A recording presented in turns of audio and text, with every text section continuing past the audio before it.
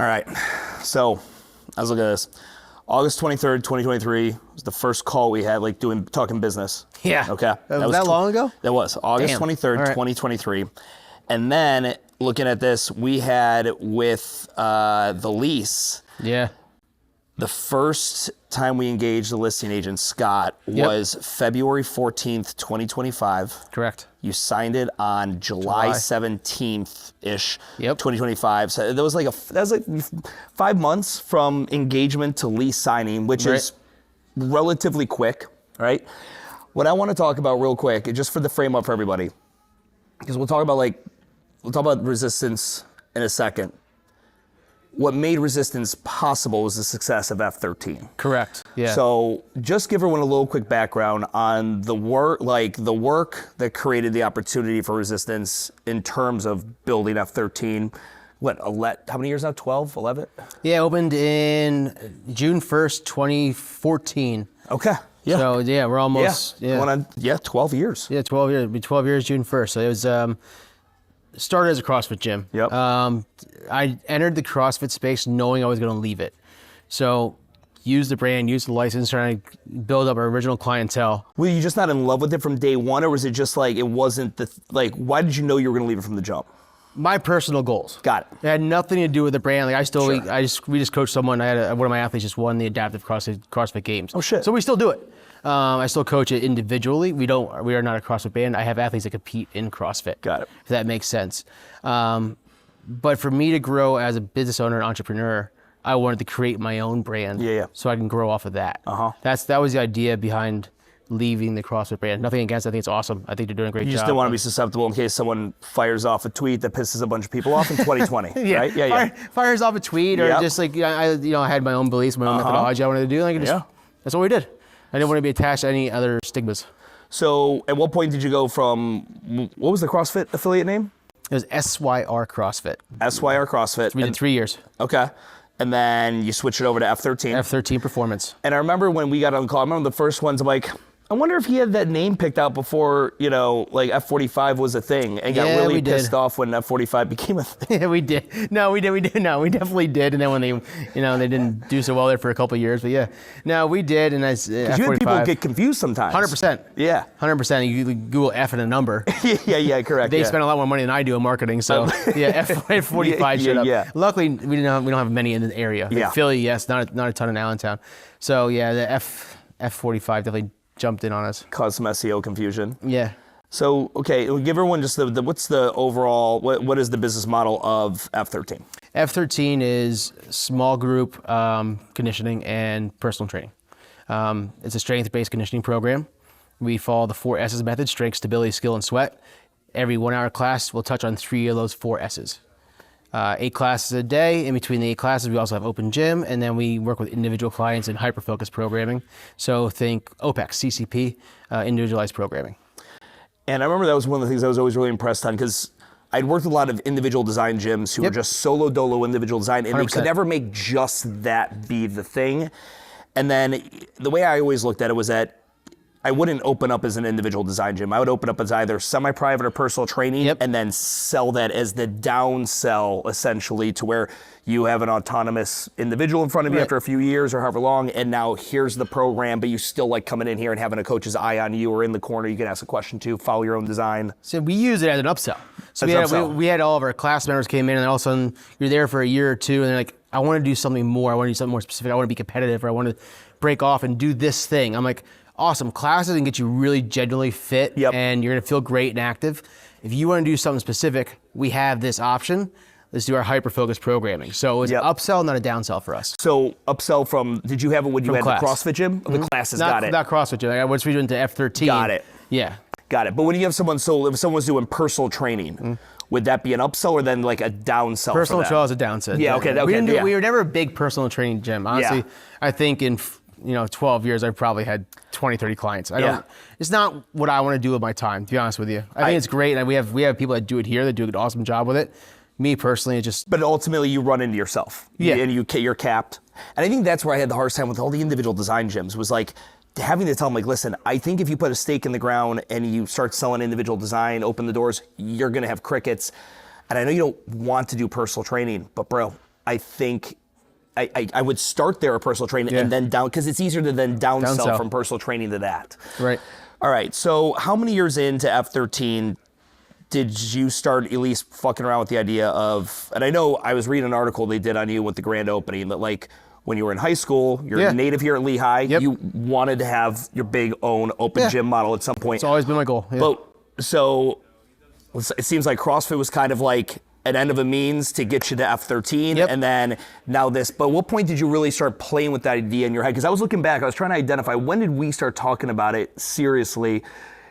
Because when we first started talking about it, you had already had a very clear vision. It wasn't like you just had like a shower thought that day. No. So before I contacted you about opening this, I had wanted to grow F13 to a point where it was sustainable, profitable, it afforded, my lifestyle, my trainer's lifestyle, my full-time employees. And then I've always wanted this. It was probably about a year or two before you and I had the conversation. Yeah. I wasn't ready because F13 still had some work to do as far as staffing and systems and membership options, just how things flowed throughout the day. Once I felt comfortable with that business, I'm like, all right, now it's time for me to expand onto what my original goal was, where I came from, my background back in the 90s when I was lifting and started in a gym. It was this kind of setting. Yeah, is what I've always loved. So I did through college. So. I've used you as an example because I've told people, like, this is a guy who financially had the means to open the gym earlier than he did, but purposely hit the brakes because he was still working on some kinks out on the other thing. The 100%. Thing that the bank was going to look at as the cash flowing mechanism, that he was going to look at as the cash flow mechanism in the early stages until the open gym's membership grew. Mm-hmm.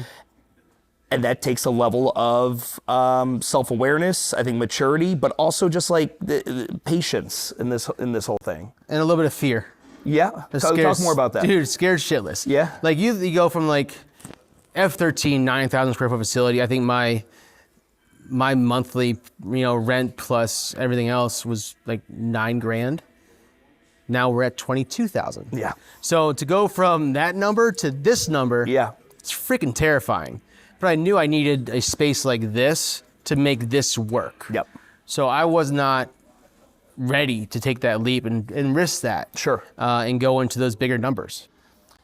When you first started talking the idea out loud, did you clue any staff in? Like, did you have anybody? Because there's an easy case to make of like, hey, you've got this thing that's successful. Why don't you just do that, but better, right? Yeah. And we even talked about replicating it, right? At one point. What were the conversations either internally or externally when you started, trusted staff members, your wife Meredith, whoever, how did those conversations go when you're talking, I'm gonna do this thing, I've never done it before. Right. I've been in it as a customer, I know what it is. Exactly. You and me saw the writing on the wall that this model was becoming popular again, but not in the corporate style, but these individual good little brands opening up these open gym models. Yeah, what are those conversations like? So I talked to our head coach and who kind of the director of fitness for us back there in F13. I talked to him about it. And I had to make sure he was comfortable with that side of the business. Because I knew, once this opened up, this is where I needed to live. Sure. So I had to make sure that was good. Talking to my wife, we have 3 kids, so any risk is a risk we all take. Uh-huh. So it's not just my risk. They've all got to co-sign it? Yeah, we had to co-sign our house, our cars, everything to get the loan that we needed for this. Yeah. Everybody's name was on it. Yep. With that, I bankrolled that to start. That was cash out of my pocket to start the first business. The barrier of entry was so low for their first one. The risk was, all right, cool, I lost. There's something so beautiful to that back in the money. day. Okay, I'll figure it out. I'll get a job and make it back. Yeah. This, no, we lose our house. Yeah. If I screw this up, we don't have a home anymore. Yeah, I tell everybody, your first, the CrossFit grassroots gym, there's no word of default. No. Maybe the lease, but you're not defaulting anything overly significant necessarily. No. When you do something to this scale, and this is, there's a lot of pros to the open gym model, why it's getting popular again. The biggest cons are the startup costs, and we'll get into all those numbers. Yeah.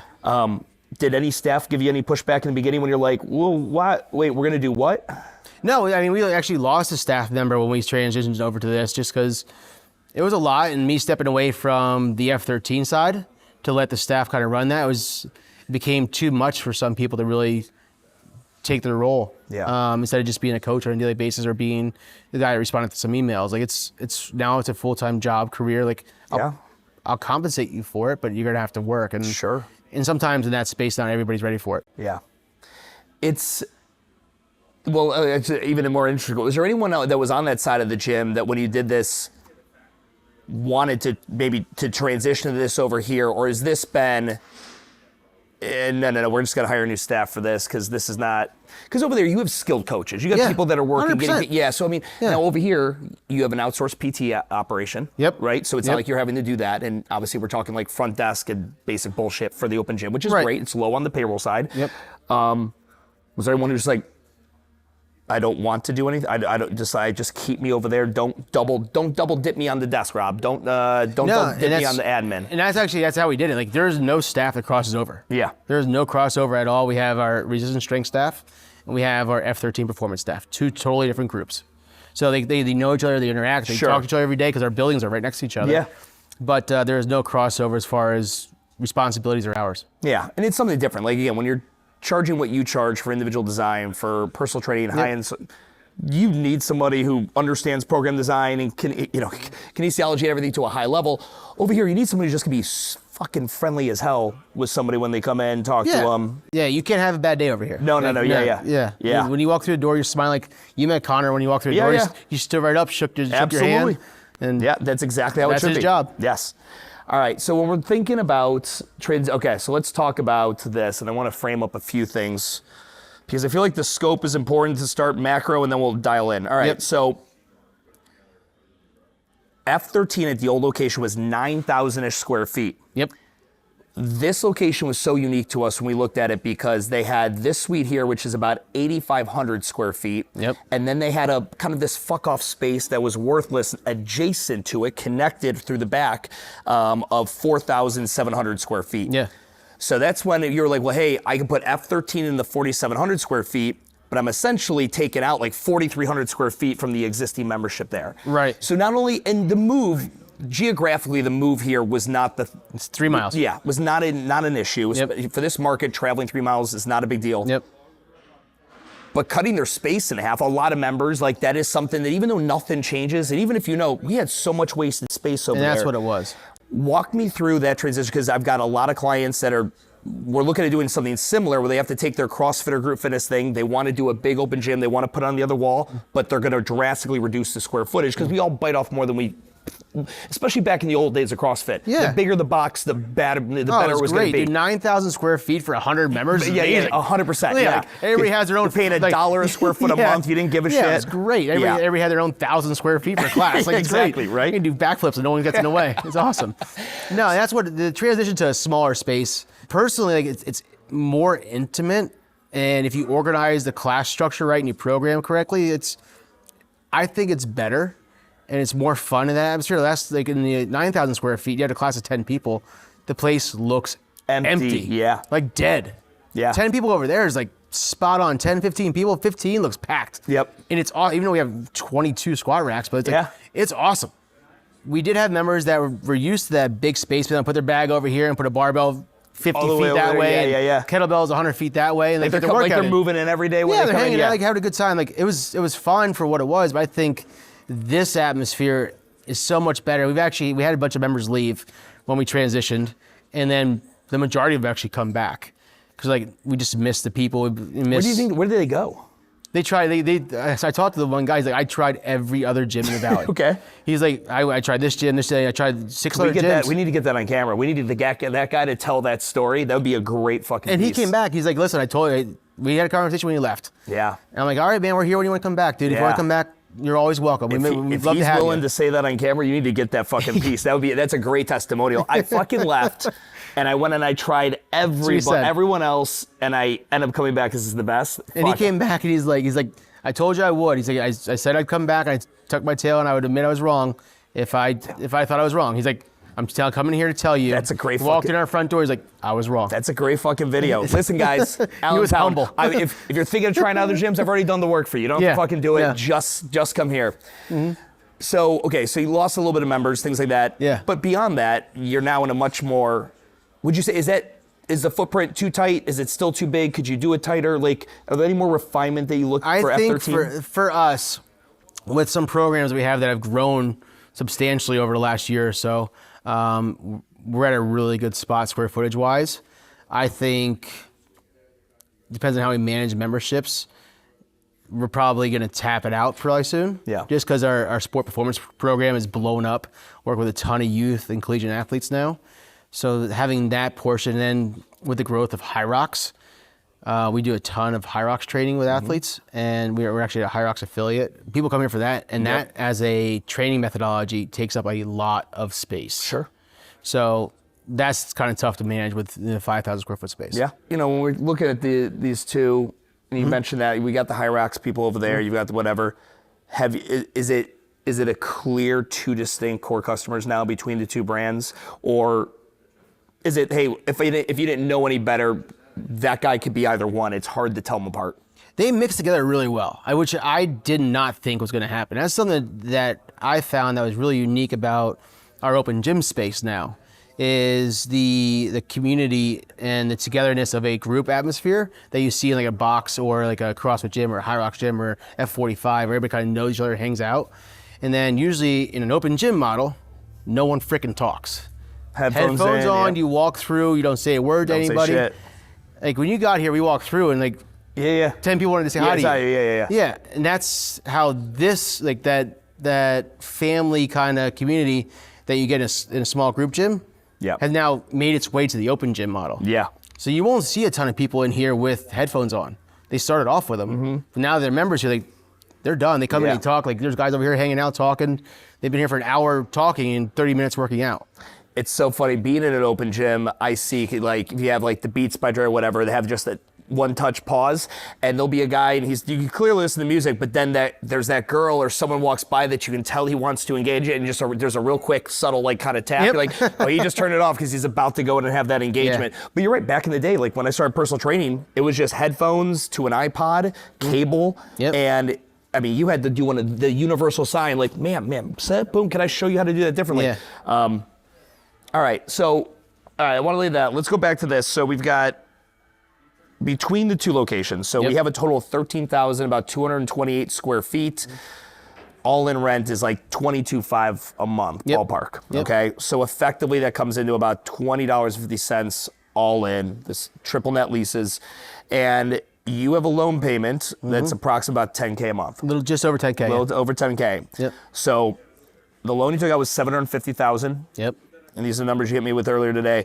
Construction was $550,000 across both sites. All right, which comes out to about $32 a square foot. So like anyone's like in this, if you have just take an Allentown, Pennsylvania, Lehigh, Pennsylvania type market, and if you're looking at a second generation retail spot and it's X amount of square feet, I would generally tell someone you're probably okay looking from 30 to probably 50 to $60 a square foot on this kind of square footage. You guys got a good deal. We'll talk about what had to happen in here to make this happen. But and then equipment was $200. Right, because you were able to move all the F13 equipment over, so we didn't have to spend any more. That was nice. That was great. So $200,000 for flooring, equipment, fixtures, all that here, and then a miscellaneous like soft cost of $50,000. You got to pay the architects and the lawyers and all that bullshit. So, with all that being said, looking back on it now, you give me, and I added the new members, so you're about tipping $670 total membership, $70K a month, total monthly revenue top line, and you're experiencing, a 3% churn rate, which for an open gym model in the first year is exactly what everybody should want kind of scenario. With all that being said, what part of that is you go back to, okay, the construction, the revenue I'm generating now, is anything not hitting as you thought it would, or was more expensive than you thought? Where were the biggest surprises? Not all the numbers, because we did a pro forma. We predicted what we were going to do versus what it is now. What was the biggest surprises to you? Honestly, I don't know if I had a ton. We spent a lot of time on the pro forma, and I spent a lot of time doing market research, and I traveled to a couple different gyms throughout the country actually, and talked to some of the owners and saw some layouts and models. Which ones did you draw the biggest inspiration from? There's a couple of gyms in Texas, out in Austin, and then I think Warhouse was in San Antonio. Okay. Their owner there was phenomenal. He was a great guy. We talked for a while. I was down there for work. Adam was his name. You say Warhouse? I think it's Warhouse. Yeah. Adam, his name's Adam. Okay. Great facility. But he's where I got the limited membership private model. He had 20-some thousand square feet. He capped his gym at 1,000 people. Done. He's like, I want someone more. Yeah. I have a wait list. I'm like, this place is empty. He goes, I know.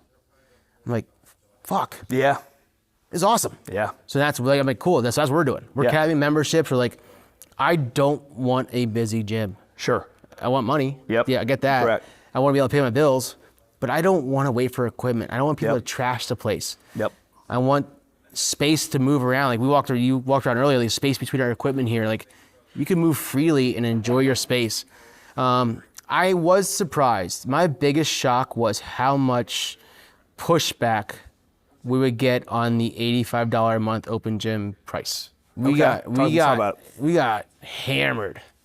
Like if we look at our DMs, our comments on our posts, emails, phone calls, people walking in, comments we've gotten, like mostly negative. Like we got smoked. And you just attribute that to the market. Okay, so did you overshoot the price, or are these just people who are just disqualifying themselves? Disqualifying themselves. Got it. It's the market, because I think we're actually a little underpriced. Okay. Based on what we're delivering and some more market research I've done and space, equipment, time, the 24-hour access. We're probably $15, $20 underpriced. Okay, which brand new. Which I'm okay with. Yeah, like, first, I love where we're at. Yeah. It's worked well. Yeah. It worked really well. That's been our biggest fight. Just kind of educating the public, because we are the first ones in the area to come with this model. Mm-hmm. Now, since we've done it, there's another gym actually opened up about 2 to 3 miles from here doing exact same verbiage, exact same model. They're opening up in June. Just like, oh, cool, he did it. We're going to do this and do it again. And again, anything you do well is going to always get ripped off. 100%, yeah. How did you block that out? Because a lot of people will hear like what I call you hear footsteps, right? Like you put the price point out there and the loud minority, 20 people in the DM telling you fucked up, this is too expensive, who the fuck do you think you are? And then you're like, fuck, but you just like start second guessing yourself. 100%. Walk me through that, and how did you hold the line? I didn't sleep. No, it was tough, man. You had to swallow a lot, and you put so much time and effort into it. Like anybody that owns a gym or owns a business, like you take that shit personal. Yeah. It hurts. Yeah. And then after, it's like saying your kid's ugly. And then, exactly. Like, and then you're like, I'm like, damn, did I do this wrong? Did I screw up? Should I lower it to 65? What did I do wrong? But I'm sitting here and people are walking through, and you give tours and people sign up and they keep signing up. And then you have members say, hey man, this is the best gym experience I've been in. Thank you. I'm so glad you're doing this. You're keeping, like, the people that are here are amazing. Like, I'm like, all right. It's just that pool of people that doesn't get it. The right clientele will walk through the doors. Yeah. At least for what we did. Absolutely. And so it was a really tough, like 2 to 3 months of just, getting beat up every day. And I like tell yourself not to take it personally. Like they're just not educated. They don't get it. You say that, but it's personal. It sucks. Yeah. But you just you stay the total line. Now, if no one signed up, and we're $85, then it's like, fuck, I screwed up. Correct. I agree. I'm gonna swallow my pride, back it down, and go for it. Yep. But no, it made sense. I knew what we were doing was right. Like you and I, we did all the research. We did everything we needed to do it, to price it the way it was. And this is I'm selfishly asking this from me, because sometimes I have a hard time this model is the thing that the most the concept work that's been presented to me, where, hey, I've got an idea, I want to bring this to life. Mm-hmm. Yet they are a former group fitness owner or no fitness experience, just want to do this. Having done group, mm-hmm. and then switching over here, and I know, listen, you travel around, you looked, you talk to people, mm-hmm. we talk, you are well versed in the industry. What were the things that gave you the confidence to do something, like to put, again, a $750 bet on a model you've never even done in an R&D setting? No. Like, you got open gym over there, but it's not the same fucking thing. No, not at all. How were you able to, like, in your head conceptualize, this is gonna work for me, I can make this work? And anyone who's thinking about opening this up, who really doesn't have experience in this open gym realm, because it's a different game than that over there. 100%. How were you able to be confident that you can make this model work with that big of a loan and a monthly nut that you had to take out? And what advice would you give to anyone else who's thinking of doing it and researching it? Like, what does that look like? What kind of R&D should they be doing? So I kind of took what's nice for me is I was the ideal client for what we're doing here. So I looked at what I was willing to spend, what my family's income was, what the space that would make me happy, the space that I would look for, the atmosphere. And I looked around, I'm like, I'm not the only one like this. And if you look at the market, no one else had done it yet. Now, there's people going to do it. Sure. I just happen to be the first in our area. Now, this is not a new concept. You've done this how many times with different gym owners, but I knew it worked in other markets. And looking at Allentown and the growth that we're having because of the Philly and the New York influx that we have here in New Jersey, like this is the next model coming to the Allentown area.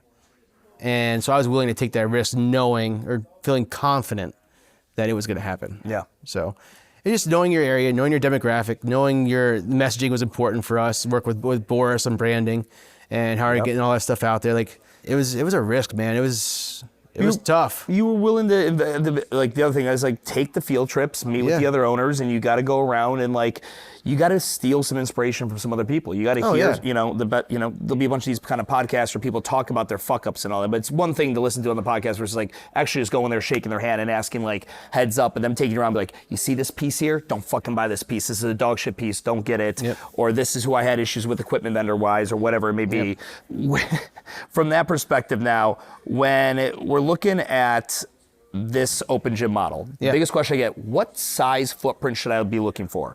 And I'm generally saying between 8 and 12,000 square feet is my favorite sweet spot currently right now for an open gym model. We're 8,000. Yep, you guys are right there at 8. Where is, if we could have had different parameters, if you could have made it exactly as many square feet as you wanted, this is exactly what you wanted, tight, little too big. You got to customize it, you're like, no, exactly this. Now, so with the dollar figure I had to start, this is perfect. Okay, imagine the dollar figure is exactly, you can make the dollar figure what you wanted. What size would you ideally want to go with? I would have liked to be able to combine the two and have a little more of that and this in one building separated by equipment or layout or design, not by walking through physical structure, the physical structure, and go for that 20,000 square foot. I love that big model that Warehouse had, and it was really, really cool. And they had a ton of turf. They had a whole functional fitness area. It was nice having that. Now, that being said, now that I've experienced the separation of the two businesses, I think it's kind of a cool concept that I could really get behind, and I've learned like that we did it right by accident. Yeah. So, I mean, if I had another 2,000 square feet, I would have got some more equipment, but I still think I would have separated them out. I think like 10,000 square feet is a nice 12,000. I don't know. I would, and so I like what you're saying on that, because if you're starting off from scratch, you got a concept. I don't think I think you look to put it all on one roof, but like you already had a brand established there. Yeah, that was living. If you would have taken that brand, and I don't care if this was 20,000 square feet and you gave them their own section, short of you creating completely separate entrances with completely separate lobbies, the brands they'd get confused, right? And people would go to F13 and be like, oh, but I go to resistance strength. Oh, I do F13 and resistance strength. It becomes that kind of thing. The fact that these have two different entrances and two different, I think for what, because you already had F13 created, it was definitely the right move. Yeah, and honestly, if I've thought about it, I looked at it like, if I was gonna replicate what we're doing here, like, all right, I want to do number 2. I'm ready to go. 18 months from now, let's do number 2. I'd probably look for side-by-side buildings. Yep, do it again. Yeah. I would do it again. I would look, 8,200 square feet's great. I mean, I wouldn't go more than 10. Yeah. Just because filling up 10,000 square feet's a lot. Yeah.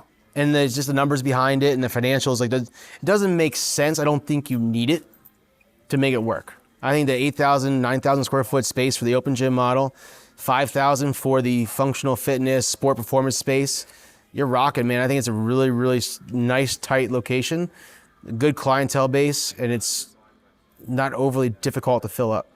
So in about 8,500 square feet, you got $200,000 worth of equipment. Right. How many pieces does that break out to? If we're just talking 27. 27 pieces, that including cardio? Yeah. Okay, 27 pieces on the floor.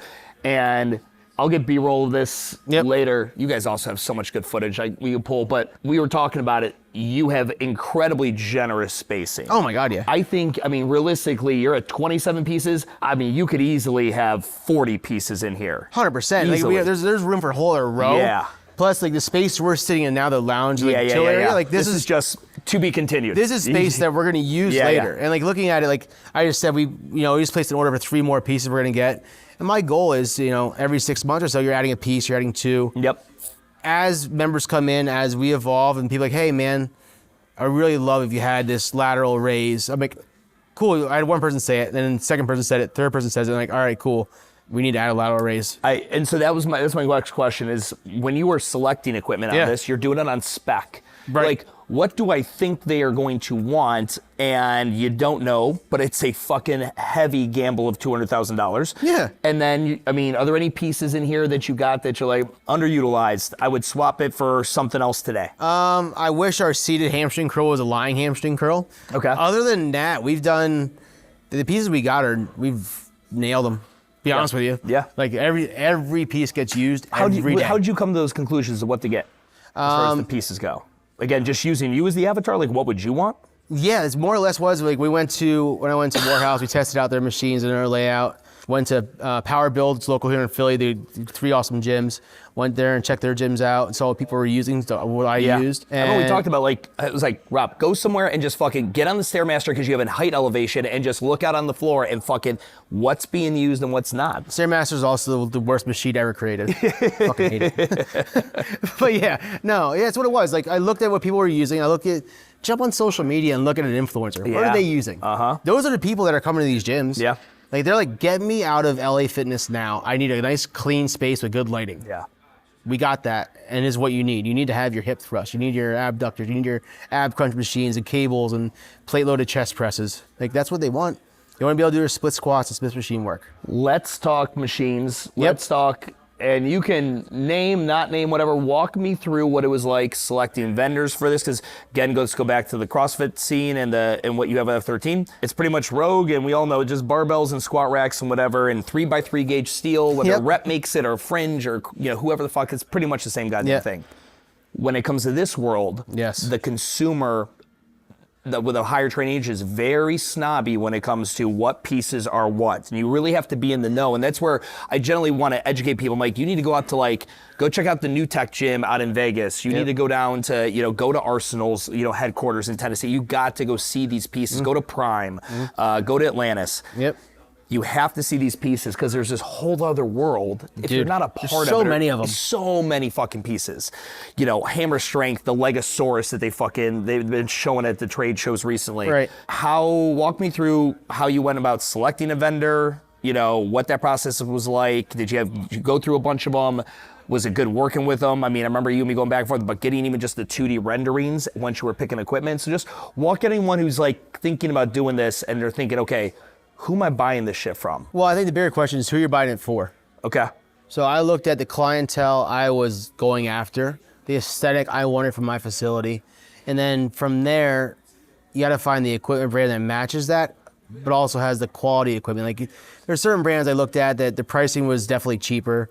The equipment looked good, but after doing reviews and talking to people that used it, yeah, it's awesome, but it broke after 3 months. It broke after 6 months. The pads wore. They're not as adjustable. I tried different machines out. There's you can do the Hammer Strength, side backs. There's so many big brands out there that do a great job with equipment, but what I was looking for is a little more boutique, a little more customizable. Our stuff with Watson is super, super adjustable. Yeah. Nothing's fixed at all, which not everybody likes that. Yeah. I do, and the clients that we have love it. They love the quality of it. They love the look of it. It's perfect for our space. And the vendor, Watson they were good to deal with. Getting it overseas, that took some extra time. And then tariffs kicked in the middle of my order. Is there Germany?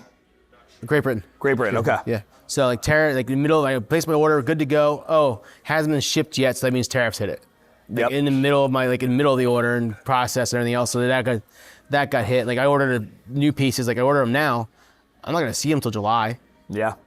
Just because it's the lead times, yeah. Dude, jumping on a boat. Yep. That was our one. We lost a month. We were ready to open, and we had no equipment here. We had treadmills, lights, signs, mirrors, no equipment because it got delayed by a month. Yeah. So, but after doing research, trying machines out, understanding my clientele and the look I was going for, I found the best equipment that matched that brand. So, when you're thinking about this, so again, and we were talking about this, Watson is, I think, from the aesthetics, by far, the free motion to the, not free motion True Forms, but the actual things are not being affixed there. Did you have people coming in who, they're your clientele, but maybe, there obviously was no model. So it's it's not like they're oh, we love Watson. You're exposing them to this shit No for the one first knew time. what Watson was. Yeah. So Power Build down in Philly, they have some Watson equipment.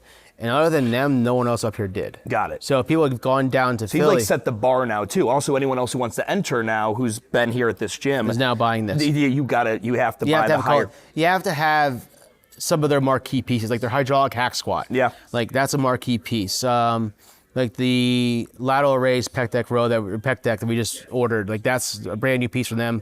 That's a marquee piece. The unilateral, bilateral leg press, like that's like certain pieces are marquee pieces of theirs that if you're gonna order them, you have to at least start there. Yeah. Flooring, did you do flooring through the same vendor? Yep. Do it all in one? All in one. I installed it though. You install the flooring? Okay. Won't do that again. Won't do that again? Won't do that again. Noted. Dude, Noted. Dude, if you're building a gym, do not do the flooring yourself. Okay. It's freaking miserable. Just gluing everything down. Dude. My knees, hands, everything was bleeding. It's At miserable. the time, it's like, it seems like a great place to shave off some costs. Yeah, it and wasn't. then you're like, No. yep, that's not the place to do it. No, it probably saved 15 grand. I should have paid it. So let's talk, now I want to switch over from equipment down to to construction. Yep. So construction is that thing I get asked, how much will it, like ahead of times too, how much do you think construction in this site will cost? How long do you think it'll take? And it's like, I could give you some ballpark fucking numbers, but I'm telling you, I don't fucking know. And I'll be honest with you, the guy who's gonna do the work, he doesn't fucking know either. So like, I love where the question's coming from. I know why you're asking the question. It's unfucking known though. You got a good guess, but even then, even with an accurate guess, it's still gonna likely be more expensive and take longer. 2 weeks after we opened F13, the plumbing pipe collapsed. We had to cap the pipe off and then redo all the plumbing and pump it out instead of going through the ground. So 2 weeks after opening. Yeah, I feel like this is where there's always just the horror stories. Everyone's got like a great horror story of this. Walk everyone through kind of the process, because we generally, okay, so we got you in here, you did a walkthrough. It's what I call like the sniff test. You came in, okay, cool, I remember you taking video, and then you gotta get a GC in to go ahead and take a look and give you an estimated rough order magnitude. At this stage, I normally get asked like, well, why is it always that GC's initial quote and what it ends up being is drastically wrong? Because they don't know really what it's gonna be until CDs or commercial drawings or done, construction drawings are done by an architect. Right. But architects are expensive. You're not just gonna drop soft costs on an architect until you think this deal's gonna happen, until we've got an LOI negotiated, until we have the lease negotiated. But walk everyone kind of through that process, how you experienced it with Resistance, from your first walkthrough to the GCs, you have the keys now and they're swinging hammers. Yeah, so this was a vanilla box or a white box when I walked in. This was 4 white walls, no plumbing. That's it. And then the back gym was a warehouse that had no plumbing, had 2 fluorescent lights. Electrical wasn't really working. They used it for storing trucks. There's grease all over the walls and floors. So I could see the vision, but it was really, really tough to figure out where to even start or begin. So second walkthrough, brought a GC with me as a favor. Like, hey, I'll walk through with you, let me know what you think. And he walked through, he's like, we could do it. He's like, it's gonna take a lot. And then 2 or 3 more walkthroughs. We ended up bringing an architect through in May. It was the first architect. She did measurements, she looked at it.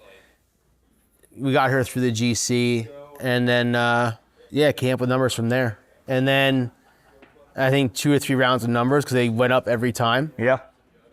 I think our first number was like 350, and then it was like 4 1/4, then it was 6, and I said, And what kept no. pushing the price? Just as we dig into it, like our biggest thing was plumbing, especially with the back gym, and then with the showers and everything in here. Like this used to be an auto parts store. They had a single stall bathroom in the back. So the saw cut, the flooring, and the plumbing and everything else that was the biggest cost for us. And get all that built out. It took a minute, but it kept going up. And then we cut out. I ended up painting the back gym by myself, so that saved a bunch of money. Yeah. And then I paid cash out of pocket for a few things to save some cash. So I used my own money instead of putting through the loan. That got us back down to where we wanted to be in that $550 range for construction. And you went through an SBA loan? Went through SBA. That was a long process. Yeah, 7A, correct? Yep, 7A. All right, walk everyone through. Do you feel that if you could do it again, would you still have gone through the SBA? Do you recommend other people to do it? Just kind of explain your experience with the SBA. It's very, very detailed. So if you're not an organized person and you don't have your ducks in a row and your financials and your numbers, like, it will not work. You'll not make it unless you have maybe someone to guide you through it. I didn't have anybody guide me through. I just did it by myself. So it was a lot of back and forth, real frustrating process. If something changes as you're going through it, they don't change easily. So I'm like, all right, cool, our loan's 600. All right, well, actually, we need to go to 700. Well, no, can't do that. Well, we can, and this is why, and here's more. I'll put this behind it and whatever else. So I think that process was as long, if not longer, than the lease process. Yes. Yeah. And we actually said the SBA loan and the lease, we had to sign on the same day. It was the morning I was leaving for vacation. And it's just like 200 plus pages of signed documents, all notarized and done. But I would say that the SBA loan for me made the most sense because I did not want to go out of pocket up front. So traditional loan, you're putting 10% down at minimum. 30%. Well, traditionally you'd be 30% down. SBA, you're getting 10. So I didn't put any down. Yeah. So it was more like almost like a line of credit almost. Yeah. So you were able to work out with your loan officer. Did you use a local bank? No, they were based out of Indiana. Okay. First Savings Bank, yeah. I went through a local bank, went through both, and I already had started the process with the First Savings Bank out of Indiana already. Went to a local bank. They said, we're gonna do the same thing they're doing. You're already starting with them, just stay with them. So we don't have to start over. Yep. So no, it worked out well. I just, on the SBA website, I think I put in an application, and then banks actually reach out to you. Mm-hmm. They sent me a list of 10. I had done some research on the individual banks. I called 3 of them, and the one I picked just seemed to work the best for me. And it's, I tell everyone, I always advise the SBA, and because I actually like that there's such scrutiny over you knowing your numbers, the business. And again, you weren't coming as a concept. You got to imagine how much scrutiny they had over you, and you already had a cash flowing business as the backup, and that business in and of itself could have paid for the rent, even if this thing fucking flopped, right? I mean, imagine the guys I'm working with that are no business, like nothing. I mean, it's wild, but they're also, the SBA is guaranteeing the CDC's portion of the loan, that 40% of the fucking loan. So it's like they're going to, but I love that as like a buffer. It's like, no, we're not going to give this to you until you prove you've actually thought this through. And I needed it. Yeah. I needed it. Yeah. I really did, because I thought, because I did all my own books. I've always been a monthly upgrade things. I'm every day I look at my numbers. Like I know my numbers fairly well. At least I thought I did, until they started just questioning everything and saying, what is this? What is that? Why are you spending money on this? Like, holy shit, I need to stay. It's pretty impressive. I took a step back. Yeah. And it really actually helped me as a business owner to kind of refine where my money was going and how I was spending it. So that was cool. I recommend it. You got to be patient. You got to know your numbers, and you just got to know it's gonna be a 6-month process. And you had a very interesting thing happen. So generally, when we're negotiating either TI or landlord work or whatever the deal is going to be, there's always this rub of, okay, is the bank going to release the funds to you and you're going to pay vendors? Are they going to only release them to that? If the landlord's providing TI, and you have to add it to the loan. Yeah. And now your loan has ballooned up, at least for a period of time, until the landlord writes that TI check. Correct. And oftentimes the landlord's not going to write that till everything's fucking done. All the lien waivers have been signed. It took a minute. Yeah. Yeah. So, because that was a point in this deal when I thought, and I remember having it in my notes, because we keep notes on where every stage and how long things took, and took this long for them to get back to us. And I'm like, this was the part where I thought this might not happen. Walk everyone through the rub between what the landlord was providing and what the bank wanted, and how the TI and that with the loan works. Yeah, so it's funny. I think actually the TI wasn't something we were asking for up front. We were just going to do all the work ourselves. Yeah. And they mentioned it. Yes. We're like, oh, fuck, we can get money? Let's do this. So, I mean, it upped the per square foot rate, but I didn't have the money to come out of pocket up front, so it was more important for me to get that TI to make this work. But the loan required us to have it paid directly to the bank. I never saw the TI money. Yeah. Never saw it. It went it went from the landlord to the bank. But it came right off the top of the loan. So my loan was $750, but as soon as I got my TI, that came right off the top, which is beautiful. And how much are we getting TI?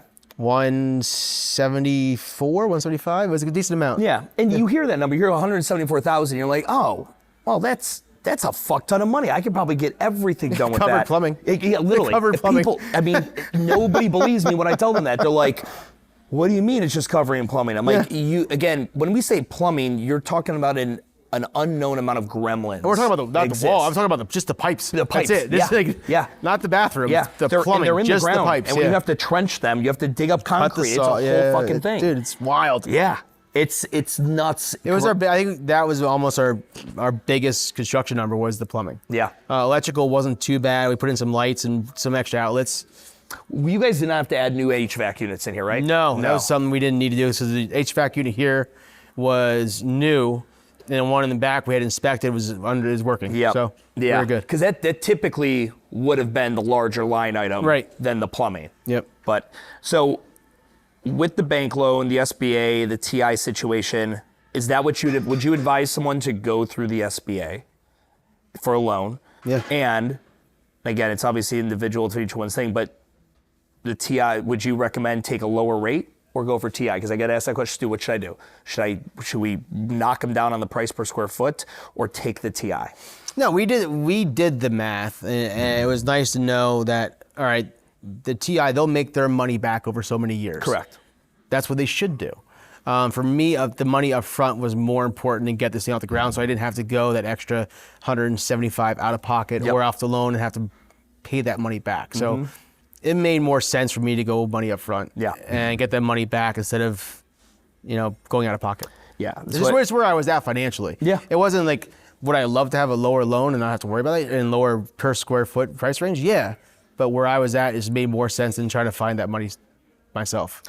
When you talk about, and I generally advise that for most situations because I'm like, the runway uncertainty is something that all of us have, especially when we're doing a concept like this that maybe we haven't done before. You're like, at a certain point, I'm gonna be fine. But between day one when I open that fucking door and 2 years from now when I've gotten word out and people have driven by here and you have some of the best fucking frontage from a retail storefront that I've seen as far as an open gym goes.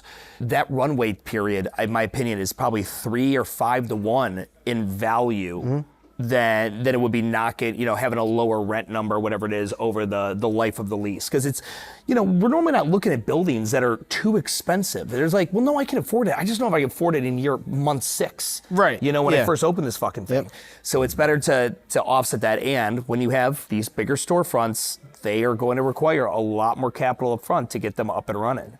Yeah, it's scary going from that small or that warehouse price point to a storefront price point. It's a whole new world, and that sticker shock, like it's like going from like the Toyota dealership to the Mercedes dealership. Like, it's just different. Absolutely. It's totally. So getting over that was hard. But I said to you earlier, like writing that first rent check for that amount of money it's pretty freaking cool. Yeah. Because you're like, I can actually afford this. I can write this. Yeah. I'm broke, but I can write this. I can write this. This used to be how much my business made total per month. Yeah. Right. Yeah. Yeah, so it's a really cool experience as a business owner. Be like, all right, cool. It also legitimizes what you do. Yeah. Because you're like, now I'm not in a warehouse. Yep. I'm not in an industrial park. There's hundreds of thousands of people that walk by here in a week. Yeah. It makes you feel good. It legitimizes what you do. Like, in your mind, it does. Yeah. It's a neat experience. Walk everyone through the difference between the LOI phase and then the negotiations that are there, and then the lease negotiations. Because I think everyone kind of gets them convoluted. I'm like, I'll be honest, that you can either have someone who's just a landlord who's not very collaborative and a pain in the ass from the jump, or generally you have friendlier engagements here, but then when the lawyers get involved, then things can kind of fly off the rails and get a little crazy. Walk everyone through your experience between those two stages. I think it's funny, like the LOI phase, like I was comfortable there. It was good conversation. It was great. Like a lot of back and forth. The agent we used that the landlord used on their side was really communicative. It was good. And then all of a sudden, like the LOI phase stopped, and it was like night and day. And then all of a sudden they're like, oh, our lawyers are talking. I'm like, who said they could talk? No one told me they were talking. What are they talking about? Yep. Yeah. So like that was a little bit of a shock for me because I had never been through that before. Like an old lease, I just negotiated myself and did it. And it's crazy because I work. We use Matt Becker on this one. Yeah. And Matt's probably on. I work with Matt every fucking week. He's probably on 90% of our deals at the Gym Real Estate Company, and I still stand like, I wish I could negotiate the leases because I think I'm better at negotiating it than Matt is. I think Matt's great at like looking and identifying what the fuck that sentence means, because I don't know what that sentence means, and what the liability for the client is, and how to rewrite it in a creative way to satisfy both parties. But the actual negotiating of all those terms, that's why like I try to do that LOI that has so many fucking bullet points on it, because I want to get most of that done. But then once it goes to the lawyers, that's where they're going back and forth on grammar and the way the sentence is structured, and then other little things that. And there was things that we had in the LOI that didn't make it to the lease. We're like, hold on a second. We agreed on that last month. Why did it change? That's another one, is always making sure that LOI we create is fucking getting put onto the ink of that lease. It didn't make it. Yeah, and I'll see Matt get served with a 40, 50 page fucking lease, and they're trying to be super sneaky about not putting stuff in, and you fucking hate it. And I generally don't think it's that the landlord's instructing it. I think there's just lawyers that is just their MO. That's what they do, though. Correct. You can't get mad at them. That's their job, is to protect the landlord. That's their entire job, what they get paid for, is to make sure they are as protected as possible. What Matt's job and your job is to make sure me as the business owner is protected. Yeah. So. And those guys are billing hourly. So if they take a little extra time and shove some shit in there, it's going to take 3 extra fucking phone calls, whether they do it, purposely or not. It definitely works to their benefit. Yeah, like in the grand scheme, like when you're in it and you're in the woods there, you get pissed off, you get angry, you get frustrated. But now, like a couple months after we're open, we're running. Like, I get it. Yep. I understand why they did it. Whether or not I agree with it, or I think it's the first call we got on with the landlord and everybody on there. Oh, geez, that guy, that was the one where it was getting a little contentious. And it got hairy there for a second. I was like, fuck, because you want to push back, and you don't want anyone to fucking walk all over you and the client. But at the same time, that guy holds the keys, literally, right? Say no. So you gotta play that smooth. Yeah, when we looked, like, I don't know how the market is now, but when we were looking for a space for this, there wasn't anything. No, there was tough. There was literally nothing. It was tough. We're like, well, will you move? Can you go to like Easton for like here? Like, that's 45 minutes away. I'm like, all right, I might as well just close my current business, start fresh. I can't do it because we were keeping the current business. We had to stay within a couple miles. Yeah. So it was really, really hard, and the sites were not available. No. There wasn't much at all. It wasn't, and then it was also things that you were going to run into. Like, if we were to think of how many like power centers, like this is what we call this is a power retail center, are there in a drivable area of your current location? It's not that many. No. We're talking, it just takes one landlord who says, I don't want your parking use fucking everything up. Yeah. But what was this prior? I was looking through my notes. I couldn't find it. This was an auto parts store. I think it was empty for a while. Okay. This was an auto parts store. I mean, I grew up in the area, so I knew what this was. I actually knew when this strip mall here was built. Yeah. I was in the 90s when they built it. But the funny part is, like, here, when we moved in, I know friends and family always question what you're doing. But like, so Planet Fitness is across the street. Yep. There's another corporate center right next door. And then a hospital owned one gym across there.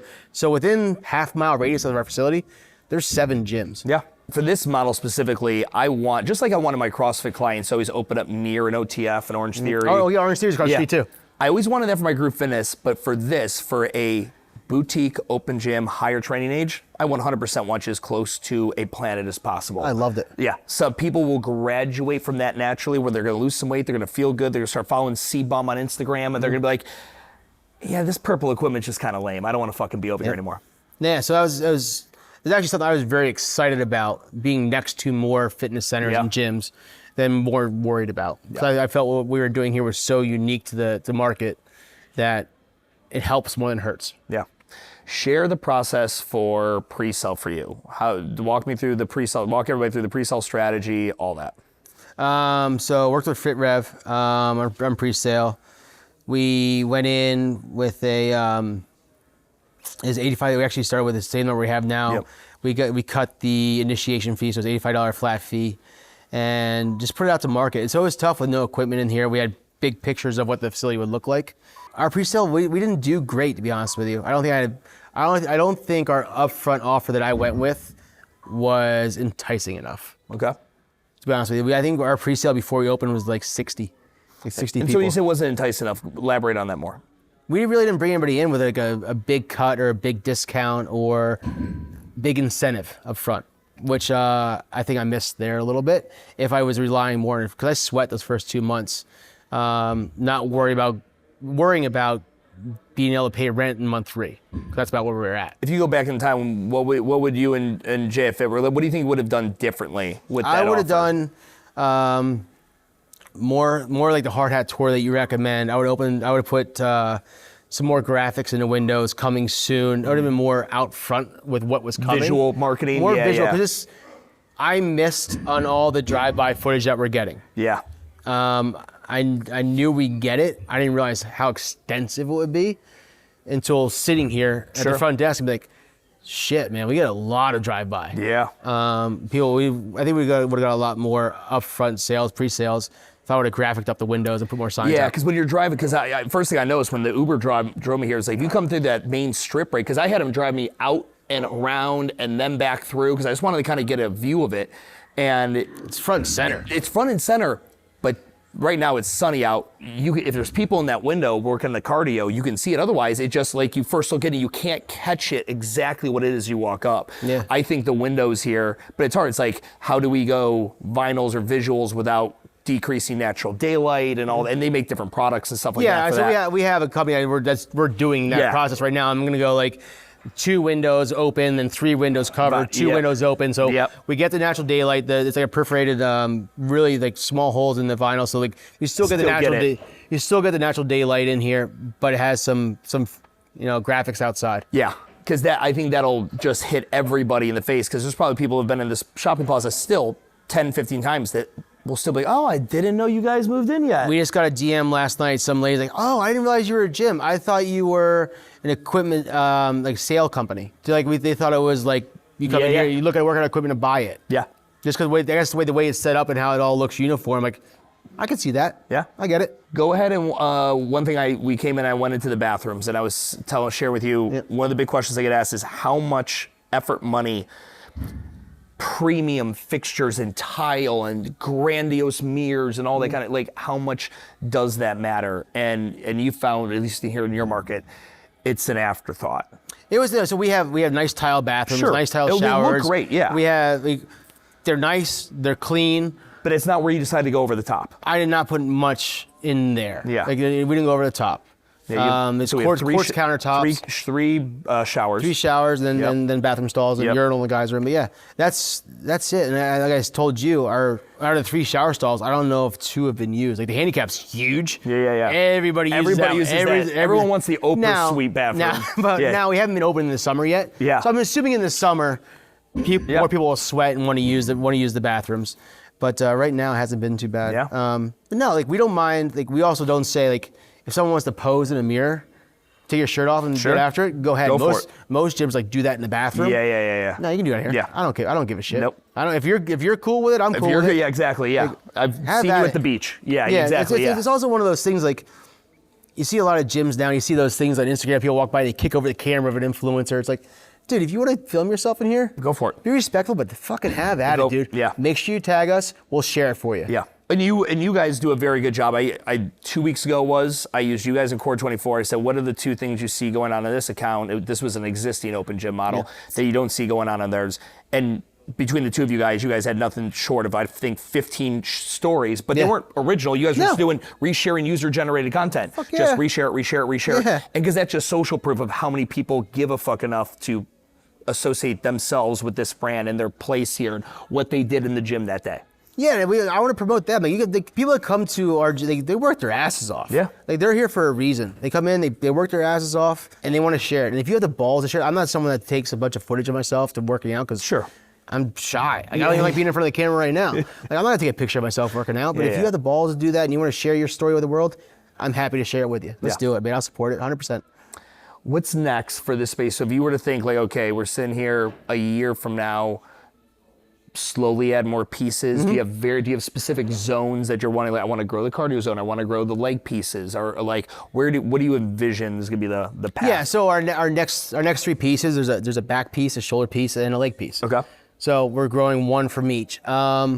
We do need to grow, and I think we're gonna be fine in the summer, but in the fall is when we're gonna focus on some more cardio pieces. When it's too cold, the cardio outside. we need some more treadmills. Now having the F13 space in the back also helps with that because we have everything you can imagine back there as far as cardio goes.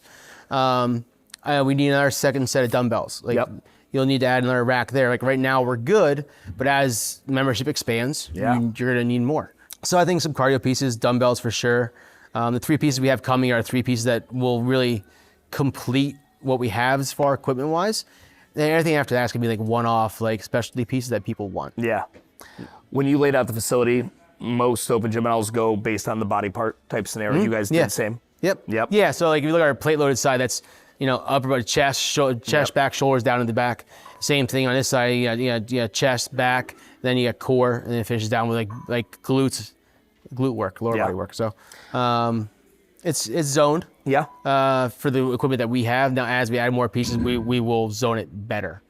The one thing, and you'll experience it if you choose to, in a couple of years, but the one thing that's nice about this open gym, because big box stores, a lot of the traditional retailers that are e-com, Bed Bath & Beyond, fucking Kids R Us, whatever you want to think of, they got kicked in the dick because e-com and Amazon and the whole deal. So a lot of these bigger box stores are getting hurt. The open gym models that do well, they get people that will call us, be like, hey, the amount of calls I get on a weekly basis, like, hey, listen, we know what you guys do. We've got this store, and there's just random stores all over the country. Like, we're looking for like a health club. They don't call it an open gym model, but like, we're looking for one of those health club gyms to go in there. That would be great for us here, because there's so much supply of these bigger suites that most people, like, what else do you put in here? Right? Again, you said it was an auto body, but what the fuck else goes in something this big? This isn't a restaurant. This isn't it's way too big.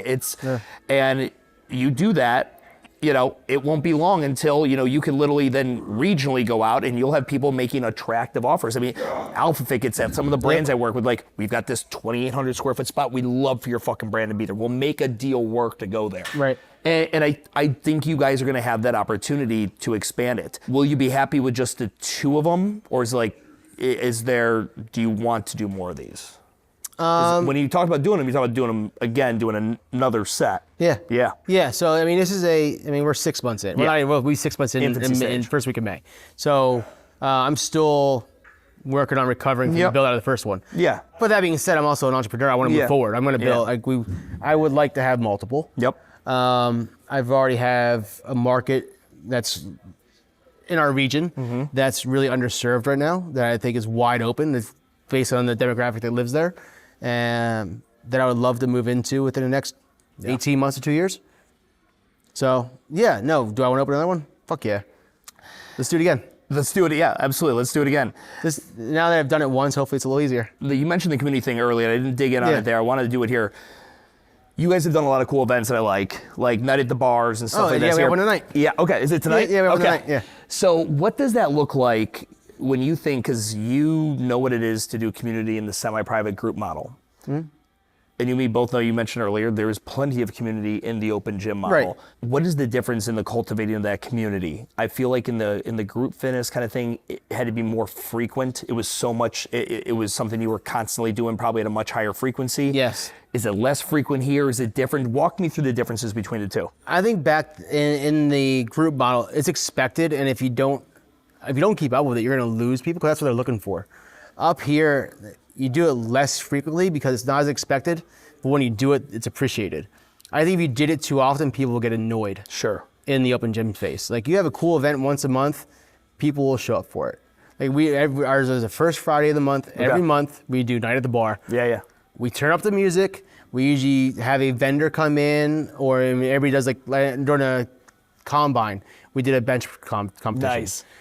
Before that, I think we had our photographer, Nestor, came in and did a photo shoot for everybody that was here. Oh, cool. So we had him come in, so people that wouldn't be influencers really flocked to that one. Yeah. So you put a little theme around it, and it's simple. It's a lot more simple and easier to run in the open gym model, because it's not overly common. Sure. You give people who come to the gym on a Friday night between 5 and 7. Most people are here anyway. It is easier to throw a party, I think, for people when you don't have such high volume interaction. Because at the group fitness thing, you're talking to those people at extensive levels every single day, and they're there, and it's so community driven. They have so much input. Versus in here, people are friendly, they're kind, they're great, they have community, but they're autonomous. They come in, they do the shit, they get the fuck out, right? this is a pillar of their schedule versus like a best hour of their day type scenario. Right, and they come in, like most of the people that come in on like the Friday night lights, like they bring a family member who's never going to join. Mm-hmm. They bring a family member, come in, like everybody hangs out, they see what they do for the hour. Yeah. Like, oh, my wife came in, she doesn't work out, but she's coming today to see where I go for an hour of the day every day. So it's cool, it opens it up, makes it more conversational. The vibe's always fun, and it's simple and engaging. Well, brother, I think you've done a phenomenal job. This is my favorite part of seeing the finished product, and yeah, I mean, we definitely absolutely fucking nailed it. We definitely have some work to do, as we always will. Yeah. But I'm happy with it. It was a fun process. As hard as it was fun. Yeah. It's hard, but yes, I mean, and again, I'm sitting there on the side. I remember I was in Minneapolis. I was there for like a whatever, and it was the day before you were getting ready to leave for, I think, your vacation, when you had to sign all the docs and all that. Yeah, that morning. I flew out that afternoon. Yeah. Signing documents that morning. I remember being like, buddy, get wherever you're going, go there, drink, fucking have a good cocktail, and get a cigar, and fucking chill and enjoy it. Because the real work's now about to begin. Dude, the best part was, signed the lease, signed the loan, did all that stuff, got on a plane, had a beer in the airport with my wife. Yeah. We were going to Florida with the kids. And I got there, went to bed that night. The next morning I woke up. I had to call the landlord and my GC so they can meet up and get my keys. So I didn't even get the keys to the building. I'm like, my GC's there, he's out back. Can you meet him and give him the keys? Give the keys, yeah. I'll see you when I get back. Which is like a ritual we all think of about signing that lease. Like, we're gonna get the keys and we have them in our hand. We take that photo and fuck it. You were down in Florida. Dude, I came back 7 days later and saw it for the first time, popped a bottle of champagne. Yep. And there were big fucking holes in the ground because they already started plumbing. Yep. Like, I came back and I will say, you guys, the framers in here went wild. I remember that video update. I was like, holy shit, that was quick. So we signed July 17th. We signed the lease. Yep. We had F13 open September 2nd. They did that thing in 6 weeks. Yeah. Unheard of. Yep. From getting the keys to opening the warehouse space in 6 weeks. They had no running water, and like I said, no lights, nothing. They did it all. Dude, our GC was good. On point. Yeah. It was great. Anyone in the Lehigh area, if you're looking to do something commercial, reach out to Rob. Buddy, this is great. I'm pumped. I'm excited to get a workout in and to go have some cocktails tonight and talk shop some more. Let's do it, brother. Thank you, dude. I appreciate it. Thank you.